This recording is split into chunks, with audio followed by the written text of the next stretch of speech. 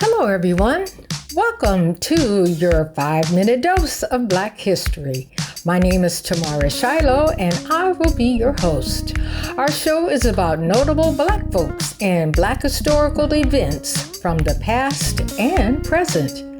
And I'll be sharing the titles of a few books I think you might like from the shelves of the Multicultural Bookstore in Richmond, California, for kids, teens, and adults. So, without further ado, let's get this party started.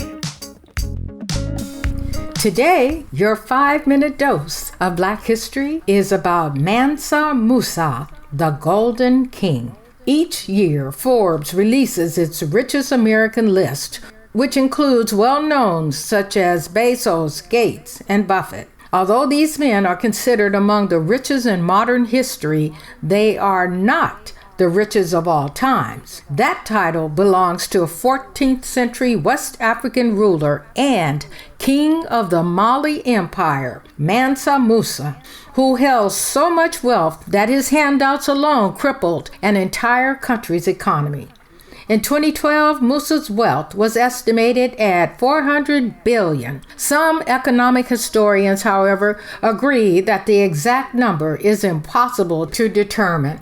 In a 2015 interview with Money, the late Richard Ware of Ferrum College said that people had trouble even describing Musa's wealth. This is the richest guy anyone has ever seen. That's the point. They're trying to find words to explain that. There are pictures of him holding a scepter of gold on a throne of gold, holding a cup of gold with a gold crown on his head. Imagine as much gold as you can think a human being could possess and double it. That's what all the accounts are trying to communicate.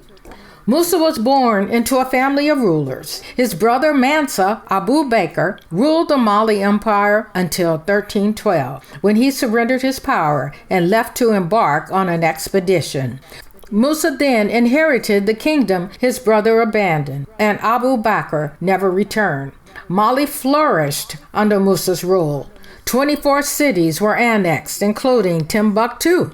Along with this mass of land came great resources, gold and salt. The Empire of Mali accounted for almost half of the world's gold, according to the British Museum, and all of it belonged to the king. In 1934, Musa pilgrimaged to Mecca. On the journey with him were slaves, courtiers, and 100 camels, each carrying 300 pounds of gold. It was on passing through Egypt that the gold began to flow. Musa proved generous while in Egypt, making large purchases of foreign goods. Gold was in short supply, and the people who crossed Musa's path were initially thrilled with his gifts. But the table soon turned. The West African ruler had given 50,000 gold dinars to the Sultan of Egypt. His actions were well intended, but so much gold was being exchanged for goods that its value depreciated. This led to a currency crisis. Egypt took 12 years to recover. While on the same voyage, Musa purchased the territory of Gao. This extended his territory to the southern edge of the Sahara Desert. Continuing on his pilgrimage, he acquired an empire that spanned several territories, including current-day Senegal, Gambia, Guinea, Niger, Nigeria, Chad, and Mauritania. What little is known of Musa's story allows insight on Africa's role during that period. It is a country that boasted the purest natural gold reserves in the world, all owned and controlled by the King of Mali. The date of Musa's death has been the subject of debate by many historians and Arab scholars. The year 1337 is the most common on record. Now imagine that. And as promised, I have a couple books to share with you. The first book is a children's book, Africa is Not a Country.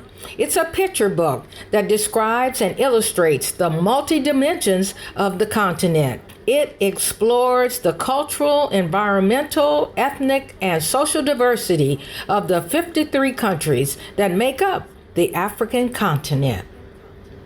Our next book is Mansa Musa, the richest African king. He became emperor in 1312. He was the first African ruler to be widely known throughout Europe and the Middle East. Mansa Musa is one of the richest men to ever live with a net worth of 800 billion US dollars. Thank you for joining us today. This episode of Your 5-Minute Dose of Black History was sponsored by Don Griffin of the Dark Network.